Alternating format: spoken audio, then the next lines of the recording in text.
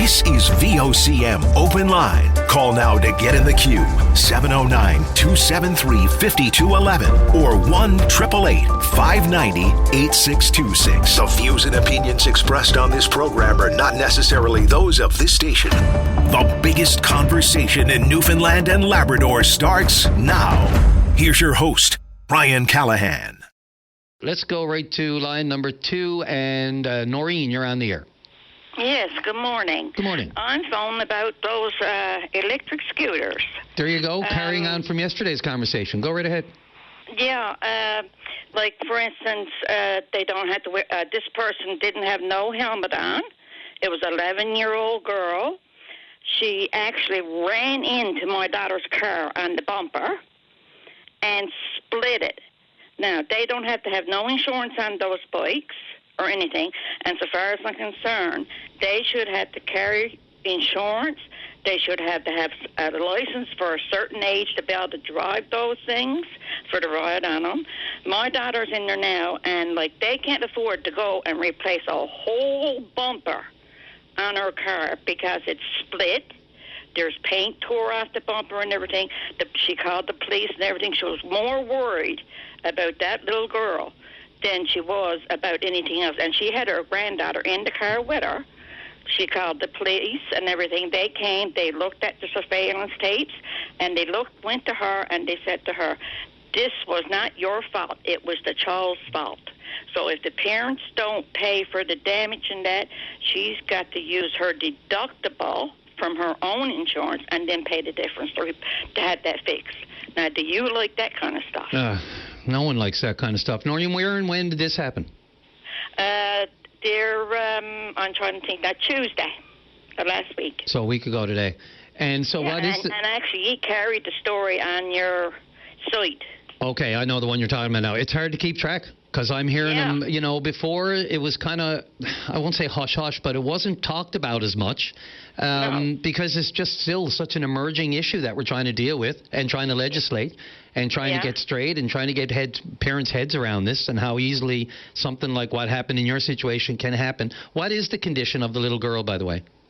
The little girl had a few scratches and that, and she, when my daughter jumped out and went to her to find out if she was all right, she said, I got some scratch, she said, but my big toe was paining the most.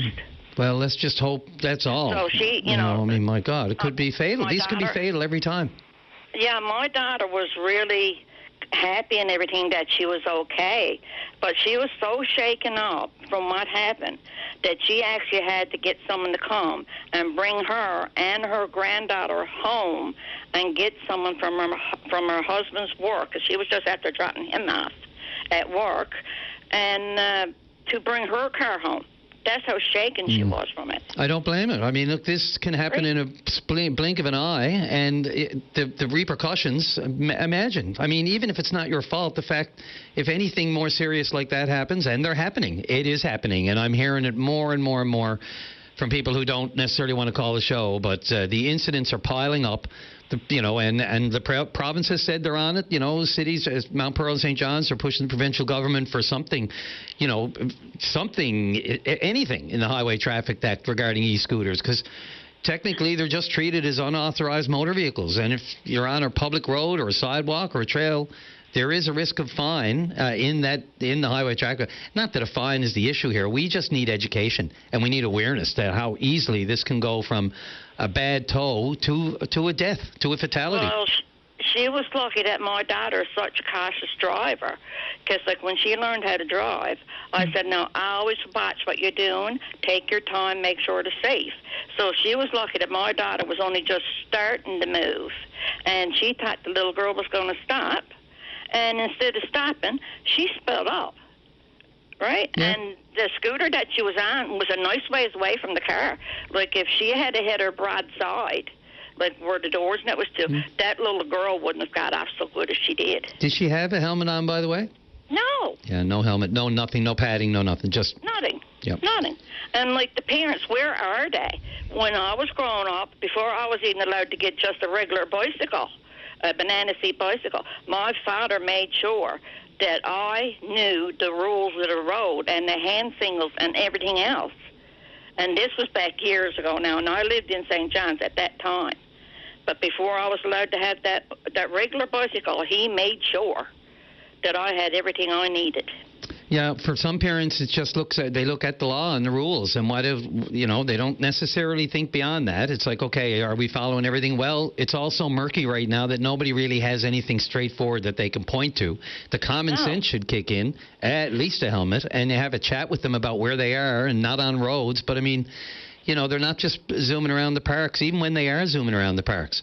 Very few helmets. There was a couple of young fellas there, too, going in and out the driveways and stuff all around where they were, too. Yeah. And she seen them, and she waited until they were gone. But then when she got up to the stop sign, she seen this little girl, and she looked at her, and she was keeping an eye on her, and it looked like she was stopping.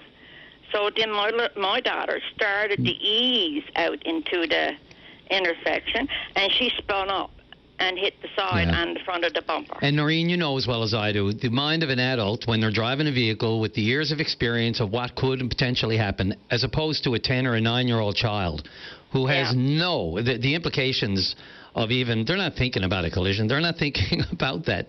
Think about yourself when you were 9 or 10 years old. Were you considering the implications of a collision or a T-bone or when you're riding your bike around? And there's lots of times we all just went off without a helmet. My God, there but for the grace of God go I.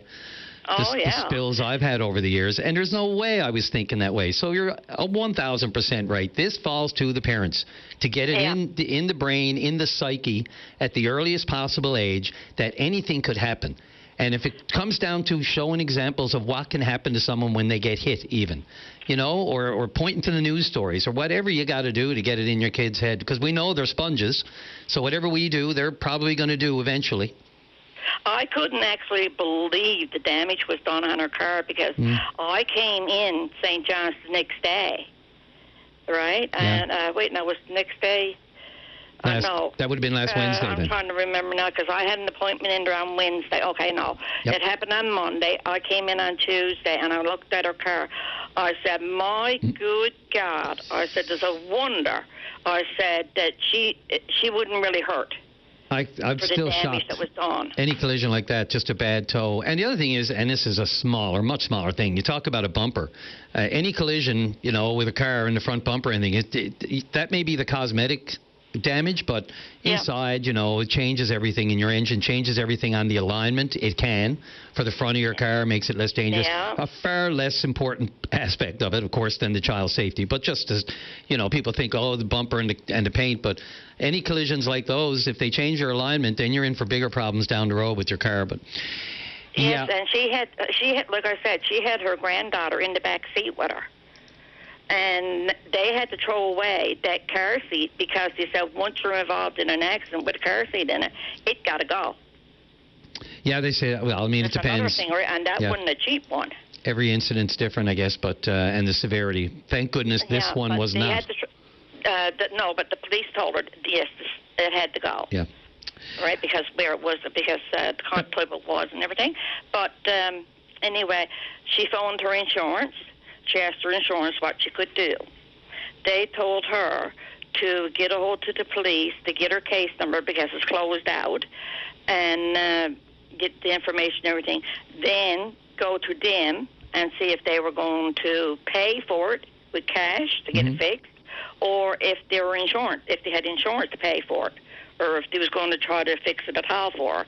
If not, she was going to have to do this other thing through her insurance. But she can't afford that. And that's the problem you have with the laws and everything so murky that even if it gets to, if it were ever to get to a point of any kind of legal issues or anything like that, then it becomes even worse because if there's no Highway Traffic Act, if there's no specific law around the e-scooters, and there isn't, then we're going to continue to have problems when it gets, if and when it gets into insurance claims and then the legal side of things. It's just such a mess. And clear legislation can't come soon enough. Well, I'm after seeing, say, 2 and 3 and maybe 4 people clinging together on one of those. Oh, yeah. Yes. Right? Like, that's ridiculous. It's a small there's no bus. laws. It's a motor vehicle. It got a motor. Yep. Like, they should have to have insurance on it, or them or their parents. And they should be a good age to get a license to drive those things because it's still a motor vehicle. It'd be different if you was pushed along with your foot because you can't go 50 miles an hour unless you're going downhill. No, it's only a matter of time, Noreen. Sadly, as we all know, sometimes it takes a real severe incident or a tragedy to get people moving. But we know already. We don't need that in this case. We know that it's only a matter of time. So let's try to get there before that happens, Noreen, I got to get to a call, but I'll let you wrap up. Go ahead. Okay. When I went in, she looked at me. She said, Mom, I don't know if I'm going to be able to drive you anywhere like that right now. I said, well, I'll tell you what. Well, I said, you can start driving. If you don't feel comfortable enough to drive, I said, haul over and I'll drive. Because I can drive, too. I got my license, too. But she was nervous and everything. Like, that was her first incident she had with her car. And the thing, since she got her license. That'll never leave her either, unfortunately. And maybe in the long run, it'll just make a more careful driver when she can get over the initial, can't get it out of my head sort of thing. But I inch around the city. I don't take a chance. I never know what's coming around a corner, and I just don't want to have to deal with that aftermath.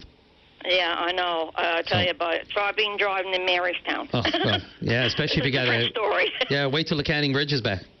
Yeah, oh, my God. You hadn't even started tearing that down yet. So I hear. That's another conversation for another day. Noreen, thank you for the call. 709-273-5211 or 1-888-590-8626. VOCM Open Line will be back in a moment. And Tom Davis, you're on the air. Good morning, Brian. Good morning.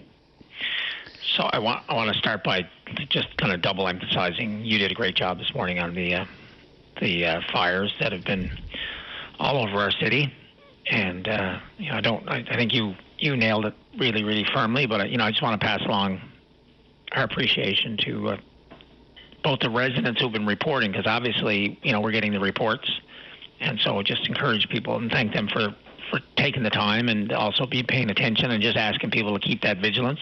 Mm-hmm. But obviously also thank you to the St. John's Regional and the people who respond to the phone calls, because minutes matter, especially when everything was so dry. Leading up to a few of those fires was before we had all that heavy rain. Mm-hmm. So again, just thank you to everyone. But someone probably knows something about the person that's doing this or suspects something. So just ask people to reach out to the RNC or to Crime Stoppers, which you can call anonymously. For the greater good, sometimes you have to turn in your friend or family member, if you can't talk reason into them, because the consequences could be very dire. Absolutely, has the potential, no question. We had our first 2 days of the Churchill Park Music Festival last weekend, and overall, not a lot of negative feedback, which is good to hear. It's difficult when you're the ward councillor for an area, because your job is to represent the people who live there, but obviously people from all over the city and all over the province, and maybe from far and wide, come to take advantage of the concerts that Pete Quinton and his team put off, and so it's a balance. But I did want to. I know a lot of people are going, and maybe they're listening, or their parents and grandparents are listening. People might be going to the concerts next weekend. And, we received a really well-written email just, that highlighted, the key frustrations, because it's one thing if you're someone who's going and then you get to leave. It's another thing if you're living, adjacent to this concert. And so a couple of things just to make, first of all, the general public, but also just to emphasize to the promoter and to people who have any sway into this. If a concert's in your backyard and it's driving you to distraction and you can't wait for it to be over, if that concert goes 30 seconds or 1 minute or 5 minutes past 11 o'clock, that's like fingernails on the chalkboard. So, again, last year they did a great job on it. The year before, they couldn't get Shania off the stage. She was just loved to be up there. So this past weekend, both nights went over a little bit. And just ask the promoter and the concert people to, just try and have that hook ready and just emphasize the importance, because that's probably the number one complaint, is the loudness of the music and having to live with it. And every minute past 11, people just can't wait for 11 o'clock. You can picture shift workers, you can picture people with children, you can picture people who, want to enjoy the peace and quiet of their neighborhoods. Yeah, I live down there, and I back onto it, and I was watching the clock myself at 6 after 11, I think it was. On one of the nights, can't remember if it was Friday or Saturday, but in any event, it was 6 minutes after. I thought, uh-oh. But, it wasn't long after. I think it was whatever it was. And they timed these things out. I saw somebody with the set list talking, and it even timed it out to the minute. They had a copy of the set list, but still things happen and they go a few minutes over, and you're absolutely right. Fingernails, good descriptor, fingernails on the chalkboard. So, the sound checks are also a challenge because, obviously the bands and the performers want to get, minimizing that. This year, years before, they were doing it the day before. And I know the performers actually have a fair bit of control over this, and it's part of contracts sometimes. They require certain parameters, but just passing on the concerns of the residents. Traffic, inability to get around is a challenge, and again, just ask people who are dropping off. People maybe drop off a little bit further away so that because what ends up happening is people go as far as they can go, and then it becomes a snarl.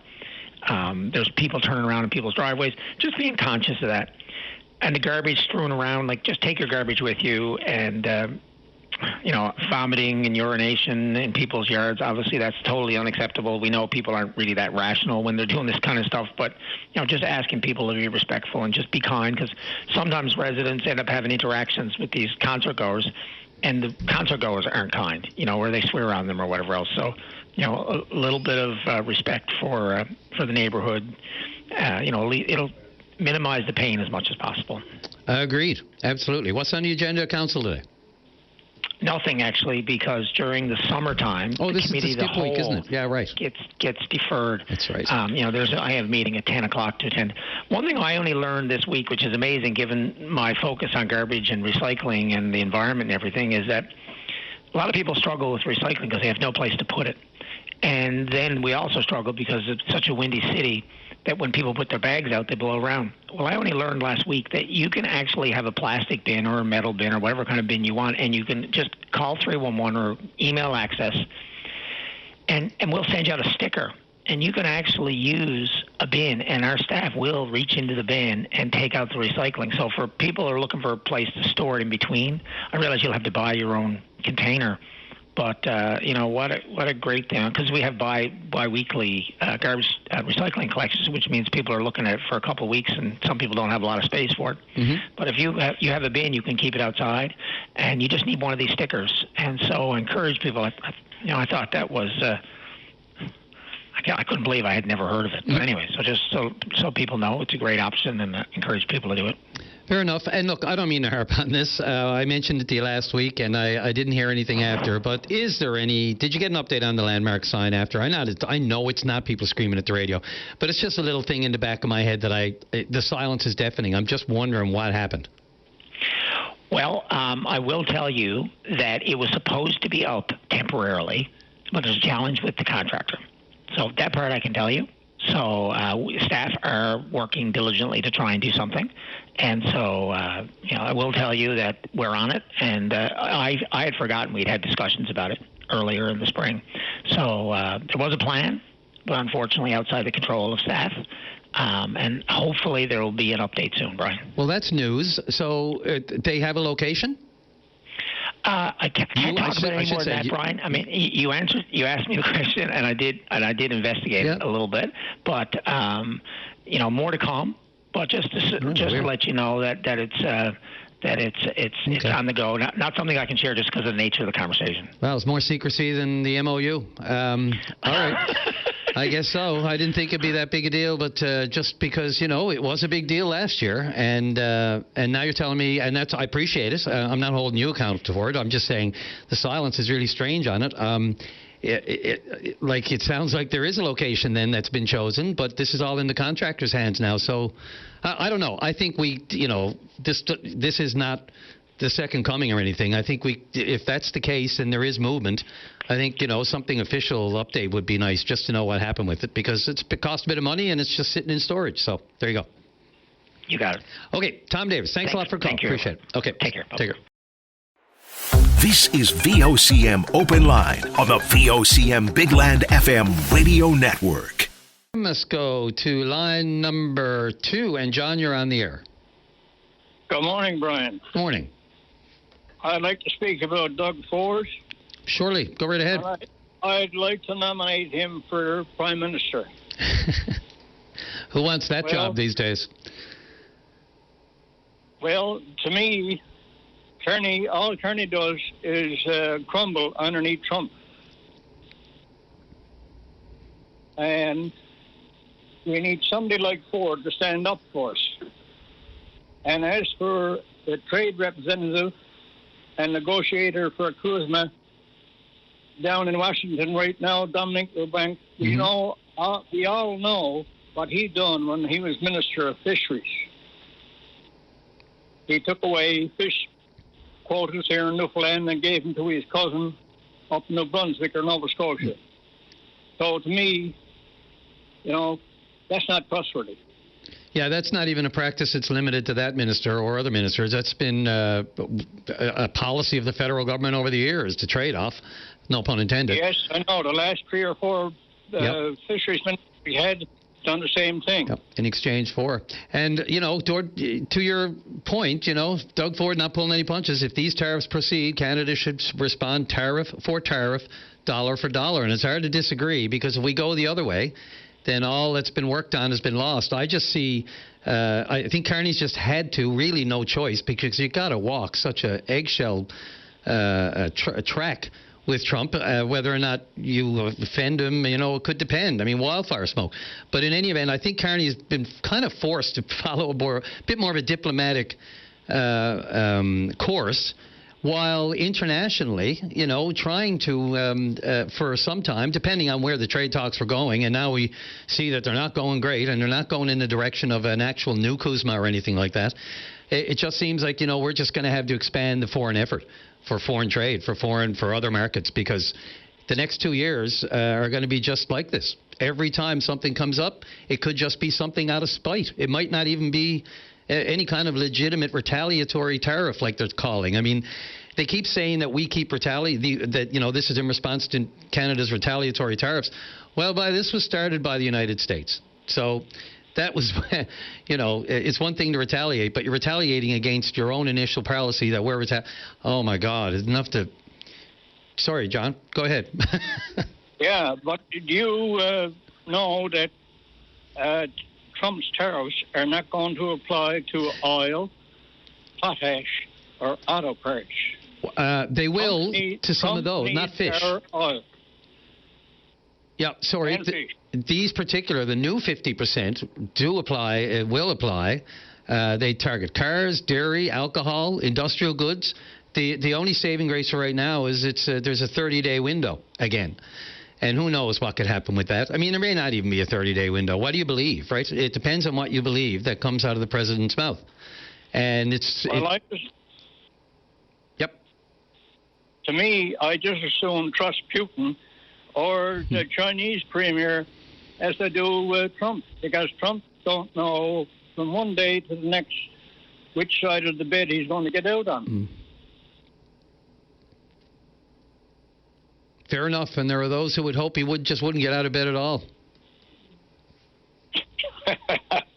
Yeah, maybe. But it's hard to say that.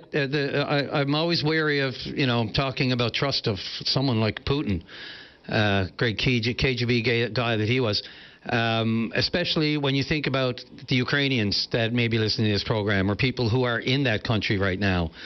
It's just it boggles the mind. So it'll be a cold day in wherever before I throw my eggs into the Putin basket. That's another level altogether. I don't know if we can even. Well, I was just saying that as a war crimes. Sorry. But who says that we have only 2 years?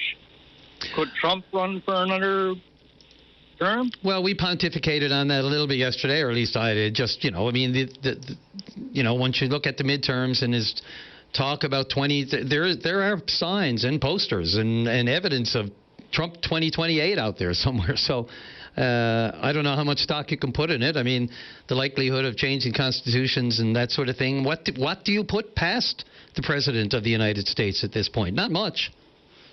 But Brian, the Constitution, I think, of the United States says that a man can only run for 2 terms at a time. Well, who says that Trump can't run in the next election? Look, that would be a third term, right? No, it wouldn't. Well, he's dead. Because there was a break in. Well, the interruption. The interruption by Biden. Yeah. So that's about all I got to say. Well, it's a lot, and it's on a lot of people's minds. It's amazing. As I said yesterday, there was a time we didn't really have this. Didn't have to be a going concern every day for us here, and now you got to watch every news conference and every comment that he makes, and every morning there's another headline of how we're getting slammed. So I don't know what you do. It's going to be some interesting meetings. I was going to say to be a fly on the wall of the First Minister's meetings in PEI this week, but I would say a lot of it's going to be right out there because. They're going to make their feelings known, not in the back rooms, I would suggest in the front rooms. Some serious stands have to be taken, and we've got to find a way to be able to respond and react and pivot to the most unpredictable of circumstances. We just don't know what's coming next, and we can't trust what's coming now. So, that's the reality of it. You can't trust. We don't know. Anything could change from day to day. They could come up with a whole new strategy this week, and it could all go to you-know-what next week. So, well, he's after changing his mind so many times that I haven't changed my shorts as many times. I'm glad we can all have a little bit of, light levity and a little, laugh at some of this stuff. It's not very funny, but if we didn't, we'd cry. So, John, I appreciate the call very much. Brian, my opinion is not going to change nothing, but voices like yours and Paddy Daly's and a few more people who are in the media can change a lot. We can influence and hopefully change. Yeah, well, good luck. I appreciate that. Not for the faint of heart, but thanks, John. VOCM Open Line, weekday mornings at 9 a.m. with Brian Callahan. Join the conversation. VOCM. Let's go to line number 3, and Alicia, you're on the air. Hi, good morning, Brian. How are you? Good morning. Sorry for the wait there. It's a good, busy morning, but we have lines open. I just want to let everybody know. So an update on your Stoneville operation. What's happening? And if you want, I'll let you give an update. But, of course, if you want to give a bit of background, too, for our listeners, rather than me go through it. No, it's okay. You can go through it. I'm tired of talking about it, really. But I do want to say that I do have wonderful news. I'm glad that I was introduced, or it came right before me. I do have really good news for your show this morning. Well, just go for it. Yeah, the licenses that I was applying for, we went through the process, and I was granted all the licenses that I did apply for. So right now my plant is we are sitting in good order. So hopefully next year I'll be able to employ the people in my area, keep my town up and going, and keep everything the way that we wanted it to be. Wow. It was a lengthy process, but you know what? We did it. We did what they required, and they helped us every step of the way. And I must say that the Minister of Fisheries and that entire department were wonderful to work with, and I guess they seen where we were coming from, and they did come through on our end. So this is So this goes back to 2 years ago or so when the province opened up, I guess, for lack of a better term, just a chance of buyers granting harvesters buyer's licenses, right? So processors, other companies could sell the product outside the province, and you were limited in what species you could process, right? Is my recollection? That's right. Yeah, that's right. That's exactly right, yeah. And what were you processing? It was sea urchins? I can't remember all the species, but go ahead. No, normally, since we've been, I guess, a business, we've only ever done sea urchin. And, of course, that's a winter fishery, and we have had multiple, too many to even list, problems with the DFO, the federal side of things. And we've seen that this year that, we have to we have to diversify our business because we are suffering because of the limitations that they have set on us, and with product quality and those types of things. Raw material quality and that type of stuff. So anyway, we realize that we have to grow our business and make sure that this don't ever happen to us again. So this year we are right now ready, not 100% ready, but almost ready to start processing codfish for the first time. That was a license that I had gotten a couple of years ago, so obviously it takes a while to acquire equipment and different say power upgrades and lots of challenges that we face, but we've been working through them, and I by the end, a few more weeks and we should be ready to go. And of course that will help our workers extremely because they didn't get enough time last year because of the sea urchin fiascos that we've had. So that will help me. And then next year, hopefully, if all goes well throughout the winter and we can get things all settled away, then our plant in Stoneville will be ready to process snow crab. So what does this mean for how many workers? Well, right now I have, I guess generally speaking, I had 30. So I'm, these people, I mean, I don't know, I guess with the problems that we had last year, I know some of them obviously had no choice but try to get employment other places because, well, it was out of my control. Yeah. There was nothing that I could do. So I don't know that I exactly have those many right now, but I know that once I have the opportunity, I know that I will get the people to come back. We're only starting off, of course, on a small scale. That's all we ever wanted. That's all we ever dreamt about ever having anyway. I don't know where the future will lead us. And, of course, this gives us it gives us room to grow, and it gives us opportunity. So hopefully I can employ a lot. I'd like to do day shift, night shift. I mean, these are just dreams that I see, but, I guarantee we will do what we can. Of course, it's a process. You're going to get your feet wet and you got to make sure everything is going good. But, just like every other business starts out, I think we will start a little bit slower, but we will grow, and it won't take us long to grow. So it's not every day we get a call from, anything in the fishery that says we got good news, first of all. And second, I know. Right? And second of all, involving cod or, expansion and licensing and all the rest of it. So what's your advice for others who call this show regularly with their gripes about the system, about the department, about the red tape? What happened for you that you hope will happen for others? Any advice you got as far as the process goes? Well, the process is everything that you just said. It is a long process. It is a lot of red tape. I've lived through, many different department changes and many different people, but it's a fight that you can't give up on. It'll wear you down. It will completely wear you down. I've been wore down several times, but you just kind of pick it back up and you go again, and I with persistence and you work with them, and I know it'll be it can work. It worked for me, so. What are, just generally, I only got a couple minutes left here, but what are what you managed to attain for your plant is specific to you, but are there implications? Were there across-the-board changes made here, or was this specific to your request and your licensing? No, I think that there are over-the-board changes, because a few years ago when we first started, trying to expand and trying to get more licenses, I know through other administration, you couldn't even talk about a crab license. Don't even that's impossible. That you're never getting that. That they're already out there. Forget it. You're never getting it. So don't even try. It's a no-go zone. But now you can try. And they didn't make any special changes just for me. I believe this was changes that overtook in the whole system, and like you said, with the outside buyers and different, the administration change, the legislation, of course, changed there a few years ago. So now, it is possible. It is possible to get this and add it to your license if that's something that you want. It's not an easy road, but it's a road I think that's worth taking. It will wear you down. There's no question when you keep running into brick walls, and it just feels like you don't know where it's coming from. That's the worst part. Like, you want to be a strategist with this, right? You want to do things the right way, one step before the other, do it in right order and make sure that all the I's and T's and cross, all that kind of stuff.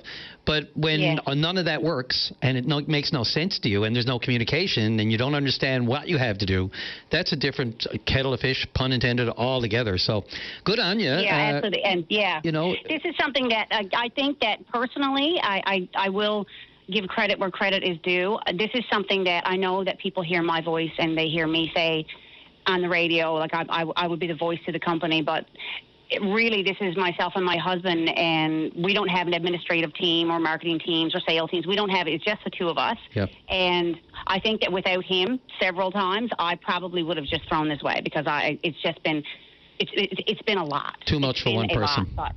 Oh my gosh, yes. But he kind of just picks me up and shakes me off and says, no, just one more call to open line, Alicia, one more call. So that's a good man. It works out, Good man, good man. We'll hire him as well. Yes. Look, I love it. We had a little good news just before you came on, and little did I know, because I wasn't sure. All I knew was you had an update. So that's great. The good news, that was great timing. So we'll take more of it. And look, I'm sure the newsroom's probably going to want to reach out to you so we can dive a little deeper in, get a news story up about, what this means for your plant this year, going forward next year, and other plants. So I appreciate the call, and I hope you're open to that. Maybe someone from our newsroom might give you a shout if you're up for it. Yes, no problem at all. I'm happy. I'm happy to say what I need to say, and I'll give credit where credit is due and encouragement where I can. And I guess some of that credit goes to the Department of Fisheries. Oh, you know what? I won't say all of the credit, but yes, I couldn't have done it without them, and their patience with me has been stellar because I've flooded their email boxes, and but either way, they definitely know me now. I didn't want to not mention that just for balance, right? Because it's so easy. The majority of what we get here, right, when for a government that's in power is the negative. So let's call it what it is, spade a spade, when the good news comes in too. Thanks so much, Alicia. I appreciate this update today. Thanks. We always ask people to follow up and let us know what's happening. So thank you for doing that.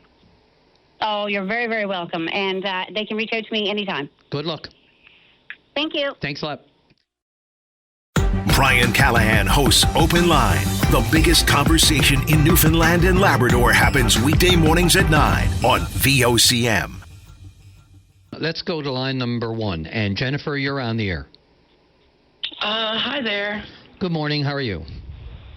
I'm doing okay. I've got a lot to talk about today. Not really sure where to start. Well, I know that you reached out earlier because this might be a tough phone call for you, but I understand that your sister did pass away. I can't remember how recently because we haven't spoken. We've never spoken, I guess, but we have emailed back and forth. And I needed time to properly grieve in order to talk about it without completely losing my emotions. Absolutely. Well, look, start wherever you need to start, Jennifer. What, the most important thing on your mind right now is what you want to talk about. So go right ahead. Okay, well, first off, my sister was 40 years old, and she was living with me for about 5 months. She left New Year's Eve in 2025, and she was struggling with active addiction. She was, prescribed prescription pain meds, and she abused them or whatnot. I tried to clean her up, and I got really, really close to it, and New Year's Eve, she just had a setback, and so she took all of her stuff and left, and I didn't know where she went. So I just left it at that because it was normal for her to come and go like that throughout the years. But, 8 months passed, and I hadn't heard anything or, from anyone. And last I knew of, she was staying at the Safe Haven shelter. And anyway, all I know is on February the 3rd, I was told by a health professional, I'm not going to say who because they technically weren't supposed to notify me, but it was someone who treats me and my sister, and they offered their condolences for her passing. And I was like, excuse me, are you sure? And so I hung up the phone, and I called the police, and I looked for my sister as a missing person. And then they proceeded to tell me that she was taken from Field Street to the Health Sciences on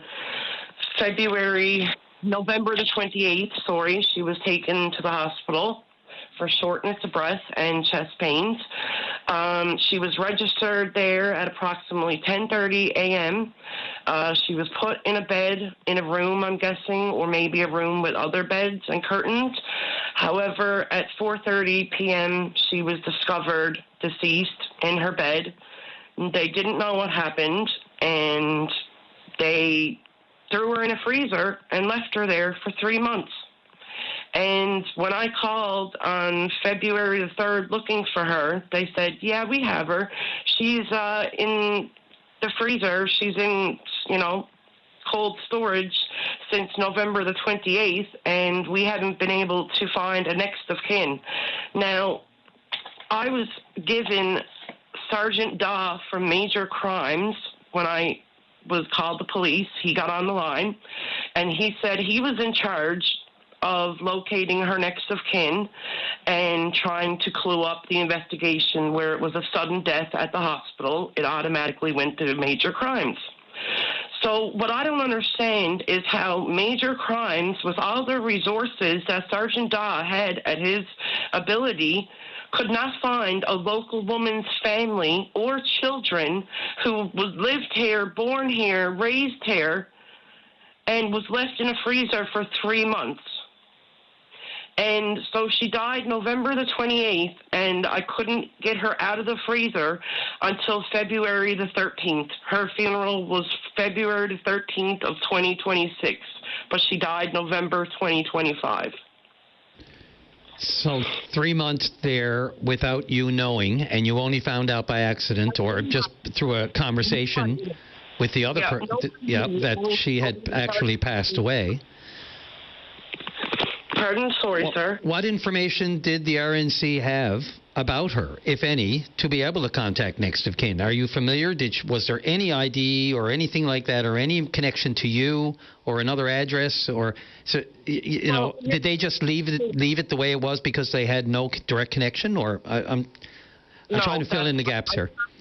Because a couple of months prior to, I don't know the exact time frame, but she was charged for property damage because when she left New Year's Eve, she tried to come back 5 days later, and she was a complete mess, and she tried to kick my door in. The police were driving down the road and saw it, and they came and talked to me. I told them she was my sister and that she's, got a severe disease, which is addiction, because they say addiction is a disease. So, they took her, and I guess she was charged, and they brought her to the Safe Haven shelter. So there's no way that they couldn't find anyone related to her through their database. Like, when they connected, when they connected with you at that time, did they take a statement and your information or any contact info from you? Yep, I was given. Right. So they would have had it. Court number for her kicking my door in, because I didn't want to charge her. I didn't press charges. They did because they saw it. Mm-hmm. So they did have that contact information. That's the key thing, right? I mean, if they have trouble searching, it can be hard. It really can be. We know that the issues with the cold storage at Health Sciences are well documented and well publicized. Whether or not it's the cost of the funeral, whether or not it's the morgue overcrowding, that they can only have so many, and then they had them in the freezers or the temporary transport trailers that were outside the Health Sciences, and now they've managed to renovate and rework the underground parking garage where they hold them now.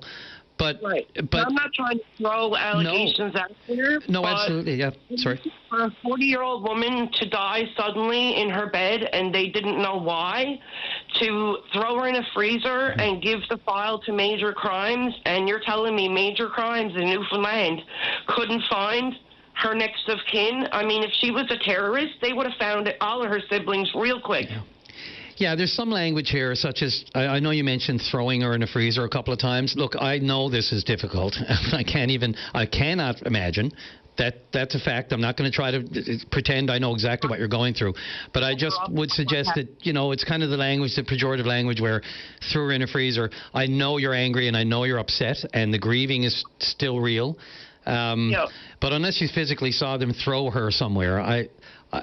Well, she was placed in cold storage, and that, to me, that's the same as being tossed in a freezer. That's just my figure of speech. I understand. But my biggest thing that rattles my brain is how she died. She went in an ambulance at 10 a.m. They picked her up from Field Street. She had shortness of breath and chest pain, suspected pneumonia. Why did they take her to the HSC, which was way further than St. Clair's, which was a rock throw away, first? Secondly, she checked in at approximately 10:30 at the Health Sciences. That's when the paramedics signed her over to the hospital's custody. So she was under their care once she checked in with her bracelet. She was put in a bed, and they know she's an active addict because she was a very frequent flyer in and out of the hospital because of withdrawals and pain management that she couldn't get under control. And for whatever reasons, if I was going to the hospital with those symptoms, I would imagine I would be hooked up to heart monitors and O2 monitors. She wasn't. She was put in a bed and left there with active addiction. And ultimately, from what Kyle, the coroner, told me, her cause of death was, the immediate case and manner was acute cocaine intoxication with probable pneumonia. So apparently they're saying she took cocaine while she was in her bed. It damaged her heart, causing less oxygen to get to her brain with the pneumonia along with it. And at approximately 1600 hours and 4:30, that was her time of death. Jennifer, all those circumstances are troubling, to say the least, and that's going to be an in-depth, more discussion about, between you and the health authority and the RNC to try to get to the bottom. My big question is, if they had contact information for you and there was any kind of next of kin, which, again, if they had contact information for you before, one might assume that they might be able to find that information in the file for that offense that you mentioned before. She had a child also through the healthcare system. So, and I found out that once I spoke to Sergeant Daw, that next of kin legally fell to her oldest living child. So I had to track him down, a 22-year-old boy, and get him to sign over everything to me so I can get his mom out of cold storage and cremated. Well, just beyond even that, the actual process and what you can do, just a contact in some way, like someone, because the biggest problem we have with the people who pass away without any connection or, unbeknownst to, say, next of kin, the biggest problem is contacting. They will tell you that's been one of the biggest issues, just having someone that they can call and then start the process of tracking down the eldest or whoever it has to be. But at least if they had, in your case, it appears they had a number. And, I have a lot of other questions, such as, where we should get in cocaine while she was in the bed at the Health Sciences, but that's another. And as far as going to the Health Sciences instead of St. Clair's, that could be any number of reasons. So, I don't know how much I can put in any of those. It could have been her preference that she didn't want to go there. Or it could be staffing, or it could be where the ambulances had to go. It could be any number of reasons. I don't want to even go there or speculate.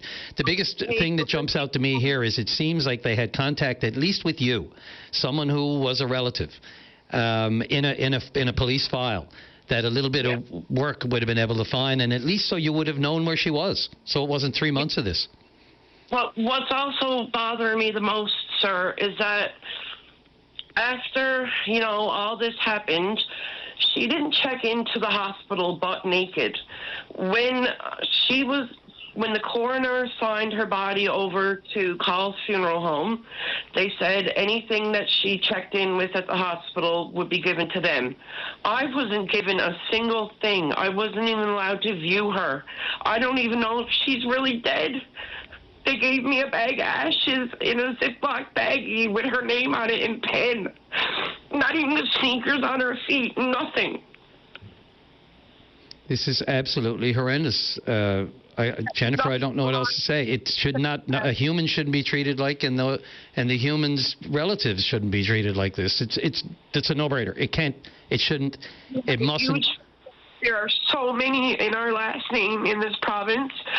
Like, I refuse to believe that Sergeant Dodd did everything he could to find next of kin and to avoid all this pain and suffering. Like, she literally has 2 death dates. She died November 28th, but for me, she died February 3rd. Jennifer, obviously this has been almost 20 minutes. I've really got to no power of my own. I have to get off to a break. All I can ask you is to let me know if you get any other answers, because this is out there now and we can follow the story. Any other answers as to how you weren't contacted. I can't, we can't just put this on one person, one RNC officer, one admissions at the hospital. We just can't. We just don't know enough. I understand how angry and incredibly grief-stricken you must be, to be handed that kind of finality with your sister. I just can't imagine.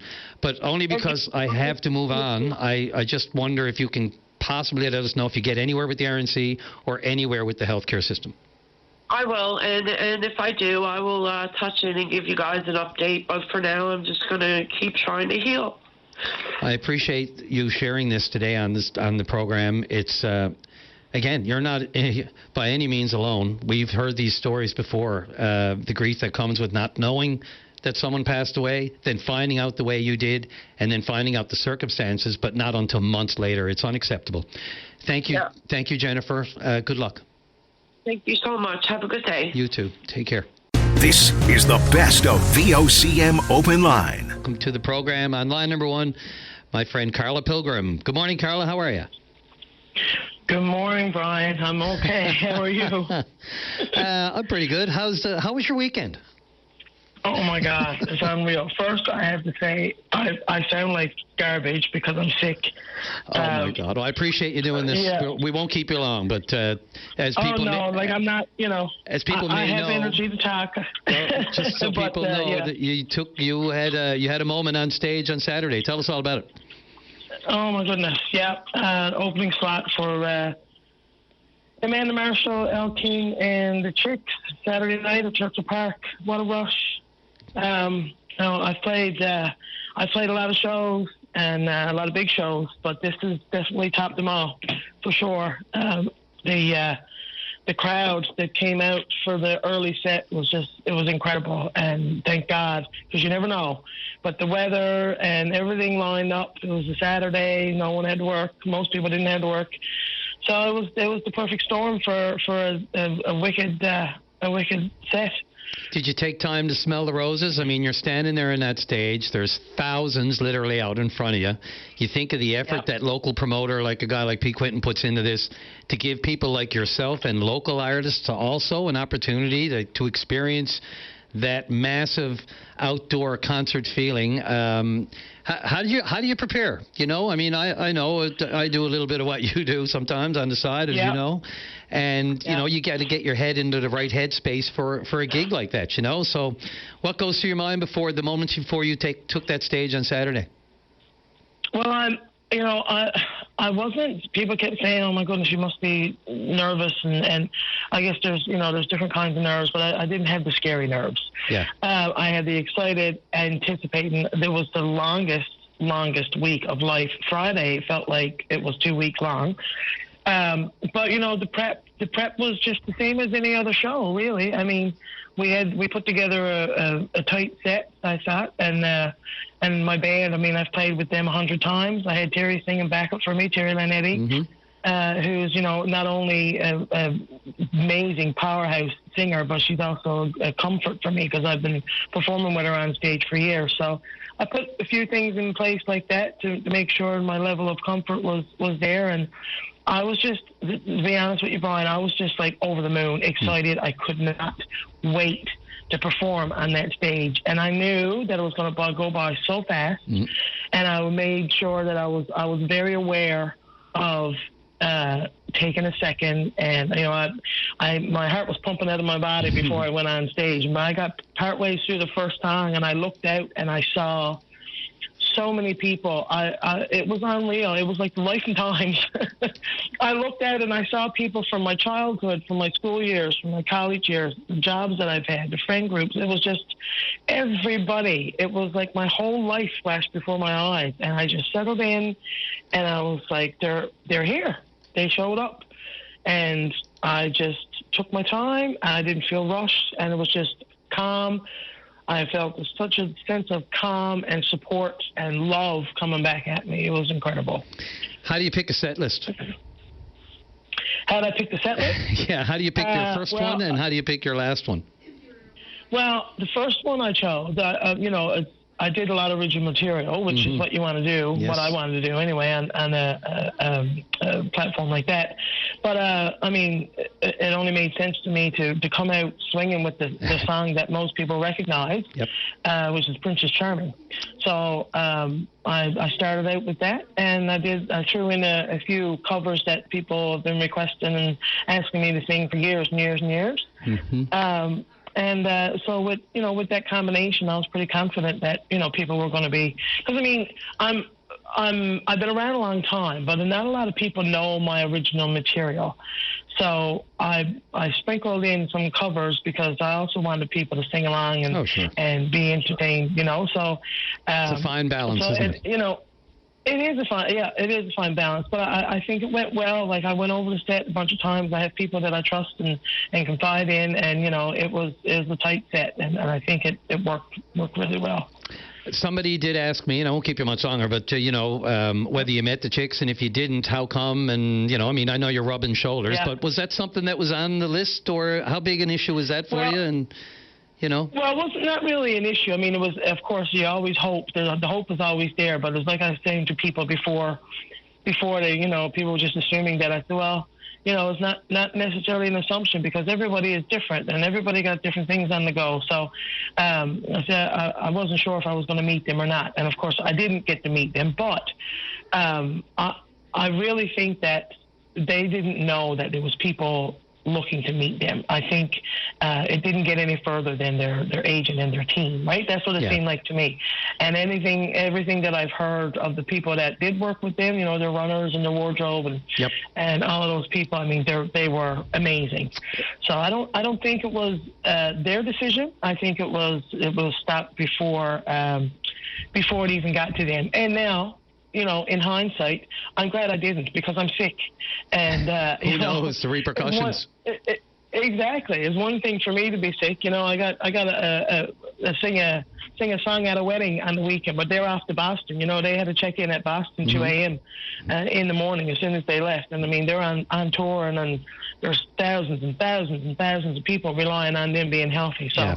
And it's kind of a good thing that it would have been the icing on the cake for sure. But, I'm a big believer in everything for a reason. And there's so much going on behind the scenes. Like, everything is scripted. Oh, my God. You got 4 or 5 acts coming at a big show like that. The timing, it's down to the minute. People are coming and going. And so it's not as easily as just done as people might think it might. Carla? There's a lot of moving parts, I could hear you through my back screen door on Saturday afternoon. So that was great. And then I saw some great videos, and it looked like you were having the time of your life. So I don't know how you go back to the smaller gigs after something like that, but there's something special about them too. So there's something special about every show. So every experience. The smallest ones can be the most significant ones, and it. I don't need to tell you. Absolutely, yeah. Look, despite your voice, and I know you're still suffering a bit from the weekend and your health, I wish you nothing but the best on a great recovery from that. But, if any of it is as a result of what you experienced on the weekend, well, that's not such a bad thing either. Oh, definitely not. I appreciate the chat and all the fans and the followers and everyone sharing all the good stuff on the socials is massive. It's a huge deal, and I'm very, very grateful for it all. Yep, the love and the shout-outs were all over the place. That's great. Great on you. Great on Pete and the boys, and looking forward to another great weekend over there this weekend coming. Thanks again for this. I hope your voice is a bit better for the wedding. I'm sure it'll be fine in time. You're a trooper. Yes, I'll be best guy. Thanks again, Carla. Great job. Thanks. Have a good one. Cool. Bye. You too. Okay. Bye.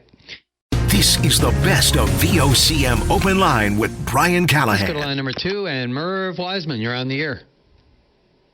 Well, good morning, Brian. Thank you for putting me on again. You're welcome. No problem at all. Look, I want to talk about green crab this morning, the invasive species green crab. Sure. Before I do, Brian, I got to say, man, I'm still finding the effects of that previous caller, Jennifer, and I hope she finds good resolution to that. It's absolutely staggering. I just left speechless on that. Yeah, me almost. I can't be speechless, of course. The dead air doesn't sound good on radio, but sometimes you don't know the right words and you hope the right ones come out. On that note, just really briefly, Murph, I got an email real quick from somebody just saying, what a sin to be handed a bag of ashes, name and pen, someone somewhere dropped the ball. My wife works there, and the stories about that freezer are so sad, but I certainly believe there is more to the story, maybe on both sides, and that's always the case. Love to see someone with money able to hire a lawyer actually dig into this and find out what actually happened to this woman. Well, let's hope it doesn't come down to legal. Let's hope that she can just get a straightforward explanation as a next of kin. So, yeah, final thought on that one. But not final thought, anybody, I'm open to your thoughts on that. But sorry, yes, go ahead, Murph. Absolutely, no, Brian, you handled it very well. Look, just moving on, again, I would have to say I'd be remiss if I didn't mention another thing that's happening today. Today, through the leadership of Barry Feltham, of course, has been designated as Codfish Donation Day. So I just want to remind people that, anything they can do along these lines, and Barry is leading that. And that's for the harvest, we'll get, right? Sharing the harvest sharing the harvest. Yep, right on. Good one. Yep. Great. Look, from cod to green crab. Brian, I don't know what you know about the green crab. Well, other than what the general public would know. The fisheries broadcast, the years that I worked on that program over at CBC, when we spoke back on those, when I was hosting that show back in the day as well.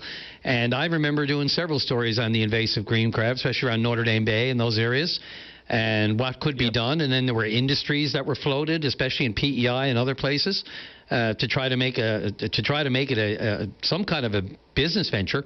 But you go ahead. I'm going to see where you're going with it.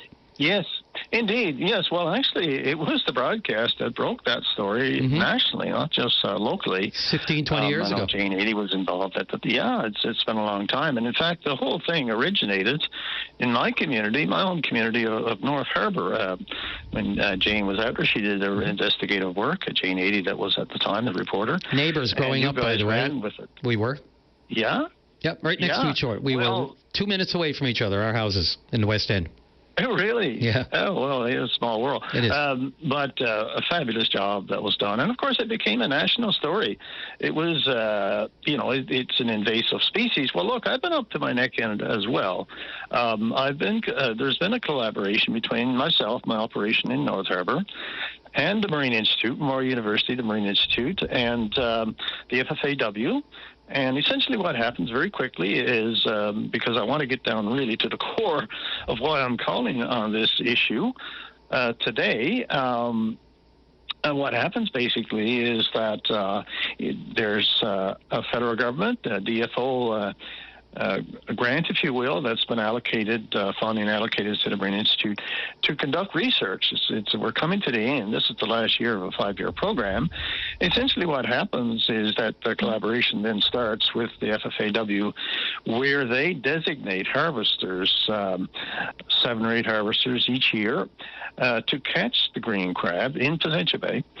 And then they have runners, one on the east side of Placentia Bay and one on the west side, who would then collect these green crab by the thousands of pounds, by the tons really, and they bring it to my operation in North Harbour, whereupon I do the collection with my workers there, and we crush them, and then we take them we neutralize, any possibility of fertility, if you will, with the crab, green crab, the female, obviously, and then we take it we have biosecurity measures and protocols in place, and we take it to the provincial waste dump site in Marystown. So that's been happening for 4 years. In the meantime, has been a large amount of data collected by Memorial University and a team working there to understand the dynamics around this species. And in fact, it's a very generic approach to invasive species, and information that's gathered, of course, is applied to many other invasive species which we have in this province and throughout Canada and North America. And but the sin of it all, Brian, is if the funding is finished from DFO, there's application made, not by me, but by Moore University, to reinstate that funding and continue the research that is not even, they didn't even scratch the surface, quite frankly. And, they have a social scientist engaged as well, along with students this summer, going out and talking to people who's affected by the green crab. And let me tell you, this is a very aggressive species. It just absolutely destroys the habitat, the eelgrass, if you will, in the North Harbour Reach. And all for cod and lobster and everything else, the eelgrass habitat. Yeah, it's brutal. Yeah, and the other side of the bay in Long Harbour, I've been engaged as well with Ballet there and Roy Murphy, who's been the harvester there. And in fact, Roy is at the stage now where, because funding is withdrawn from him, he's actually doing it himself and paying for his own bait and setting his own traps. And it shouldn't be that way. This is a public issue, a big issue. And, we are afflicted with this invasive species. And let me tell you, with the ships, the transatlantic shipping that's happening, that's coming into Come By Chance, that's coming into Long Harbour itself, the chances of more invasive species, and people say we're just a heartbeat away from the blue crab, they say, which is 10 times more aggressive than the green crab. Murph, the funding pot that you're talking about, sorry to interrupt, but the funding is that separate from that the prevention fund, the federal prevention fund, or is that there's an aquatic invasive species prevention fund? And I know there was money allotted for Notre Dame Bay. Is that different from what you're talking about, the money that you're hoping Ottawa will reinvest? Well, it is connected, okay, and partially connected, but not entirely. Okay. Because the situation was so critical in Placentia Bay, and they thought, that maybe we can stop this in its tracks, if you will, but I don't think that's going to happen. I'm hearing reports now that, of course, it's spread to other parts of the province, the southwest coast. Fortune Bay is just full of it. And so is the west coast and all up in the Gulf to Northern Peninsula. Here it's in Fogo areas, in Notre Dame Bay. This is what I've been told. I spoke to MP Clifford Small yesterday. He's working Can you ask really him to give me a call next time you're talking to him? Okay, I'll do that. Yeah, absolutely. But I had a good chat with him, and he's very supportive, and they're raising it as an issue. He is, of course, the critic for the Conservative Party of Canada to get this funding reinstated and to look at the broad scope issues around invasive species, but this one being right at the very forefront because of its effect, So I think it's important. I wanted to get my voice behind this. Mm-hmm. And I hope others will chime in. Some of the fish harvesters out there is being affected. There's going to be some filming done this week out around different places on this. We'll hear more profile around it. So we need to build that profile. And really, really grateful, Brian, that you allowed me this amount of time to explain to the public what's at stake here, what's at play, and how important it is moving forward that we get this. Research is not a one-off, and especially in this regard, you can't do just a one-off. No, it's ongoing. It's done. Has to be. Yep, absolutely. Yep. And with what's at stake here, and the many more things we have to learn about invasive species, especially where we are so susceptible to it, so vulnerable to it in areas like Placentia Bay and all of Newfoundland and Labrador for that matter. But, when these ships, take their ballast in Europe and they transit, to Canadian ports. Before they get in port, and sometimes even in port, they release all that ballast. They have some safeguards, checks and balances, but it doesn't even come close. It's just a joke, really. And so let's do the right thing, and I implore the minister when that application comes through from the Memorial University to make sure that they do the right thing and reinstate it. At this point, we are very discouraged with some of the things that we hear about cutbacks in BFO, and we don't know if it's going to get funded or not.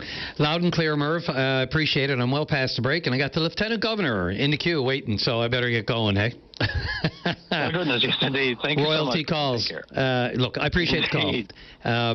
Green crab don't know how good they got it. They got no natural predators, and they eat all the shellfish they want. So what a life. Thanks, Merv. I appreciate it. Oh, my God. Thank you. Thanks a lot. Bye-bye. Okay, take care. The next era of VOCM Open Line starts this Monday. Brian Callahan hosts weekdays starting at 9 a.m. Her Honor, Joan Marie Aylward, you're on the air. Good morning to you. Good morning. What a beautiful day, and I think we're going to have another beautiful day tomorrow for our almost 200-year-old tradition of our annual garden party at Government House. Absolutely, and an event that shall not be missed. I'm so glad it continues, you know. I've just gone as a reporter, and I've also just gone as a casual with my mother a couple of years ago, and just the whole sights, the sounds, the music. It's such an upbeat, such an uplifting, such a wonderful tradition that we have continued and we should continue. So tell us all about it. What are the main features this year? Well, this year we are recognizing the 100th anniversary of the Royal Canadian Legion, and we will honor that legacy in a number of ways with a ceremony really to open the party. And we will have our usual opening with the St. John's Mi'kmaq Women's Circle. And we'll have a beautiful cake cutting. We'll have the CLB Regimental Band. And, of course, the ever-faithful Singing Legionnaires, along with other groups like the Celtic Fiddlers, who never miss, the St. Pat's Dancers, the Brandon Bowen Band, Valmy, a lot of local and inclusive contributions to our annual beautiful event. And I think this will be your third year, is that correct? It will be Yes. my third year, and I don't know if you've noticed this, Brian, but it's become quite a family event, which is lovely. Generations coming to the garden party, lots of children, and you know we see it's a very important day because, of course, these are the people's grounds, the people's ceremonial house, and I think it's important to come and to enjoy the grounds. They're beautiful right now. No, you're absolutely right on the family thing. I mean, it used to be, some people say, oh, it's, you know, just the high society, that sort of thing. And, you know, back in the day, there was certainly some of that. But the last few years, and I've gone down there, they've thrown me into the fray as kind of, we call it a streeters thing in the journalism business, where you just go down with a microphone and just random comments from whoever you find. And last year I ran into 2 or 3 families that I grew up with, and I'm used to seeing the parents, but all the kids were there, and the grandkids. Yes, it's true. It really is a family event. Yeah. And this is a good time to say that everyone is welcome. There is no admission charge. It is that kind of a day. It's open to the public. It starts at 2 o'clock. And, of course, this year there's a very strong link with the Legion because, as you know, the Office of the Lieutenant Governor has always had a close relationship with the King. And in the Queen during her reign. But back in the day, of course, you know, the blue puttees would gather around this area, and, you know, they would, before they headed out on the Florizel. And as you know, this is the 110th anniversary of Beaumont Hamel. And as the Lieutenant Governor, you serve, while in that position, as the honorary colonel. And so there's a very strong link between the military, those who serve, and Government House. It's a long-standing tradition and one that we're very proud of indeed. Has the Colonel-in-Chief of the regiment, Princess Anne, ever attended? Do you know? I can't say for sure if she's attended the garden party, but she's made many visits here. Yeah, I was speaking, sorry. Yeah, and in fact, you know, I think this year we'll have our national president, Berkeley Lawrence, who's a Newfoundlander and Labradorian representing the Canadian Legion. And we'll have also the provincial president, Janice Boone, and other representatives, you know, representatives from our government and from the federal government as well, because it's an important celebration and recognition. The Legion is really all about remembrance, and I think since the repatriation of the unknown soldier, remembrance has really become important in many people's lives, because I think it was a jolt to remember the sacrifice, and it's carried on.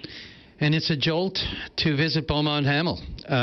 It's a jolt for starters, and then it's reflection, and then when you really get deep into it, look, I'm full of goosebumps here right now. I don't mind saying, because I just came back, as you may know, and it was my first time there. And despite some of the issues that were associated with it, which I know, I just say that because I know people are listening and wondering if this was about the reflection, it was about the moment, and I will never forget it. Never. Well, I would say it's life-changing. I think this year we sent more young people than ever as a province, which I think is worthy of note, and congratulations for doing that.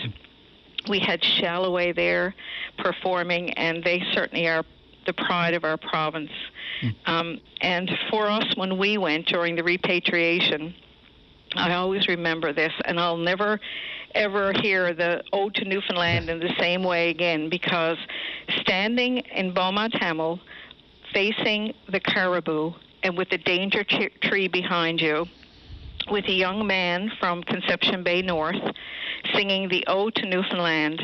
And when he sang the second verse, as loved our fathers, so we love, where once they stood, we stand. That day we were standing where those young men stood. And it was life-changing. It was an experience everyone should have. I echo and could not agree more, Your Honor. So thank you for this today. We have the wonderful weather tomorrow. I know we're all going to do the regiment proud and the Legion proud on their 100th anniversary. It'll be quite a spectacle tomorrow. And more than anything, we talk about the weather. It's going to be a perfect day for a perfect celebration like that. So I wish you nothing but the best as the host of the ceremony. Well, thank you, and I'll finish by saying, come one, come all. Free of charge. I would love to have you enjoy the local entertainment, meet your family and friends, and just share this beautiful historic event. Absolutely, for what it is. I really appreciate this today. Thank you, Your Honor. Lieutenant Governor Joe Marie Edward, thank you for this today, and all the wish of all the luck in the world with a great visit and garden party tomorrow. Thank you. Thank you, and hope to see you there too, Brian. I'm planning on it, especially Good. with the weather, and I may even drag my mom down. Who knows? Oh, that would be wonderful. Okay. I appreciate it. Thanks again for this today. Thank you. Take care. Bye-bye now. Bye. This is the best of VOCM Open Line with Brian Callahan.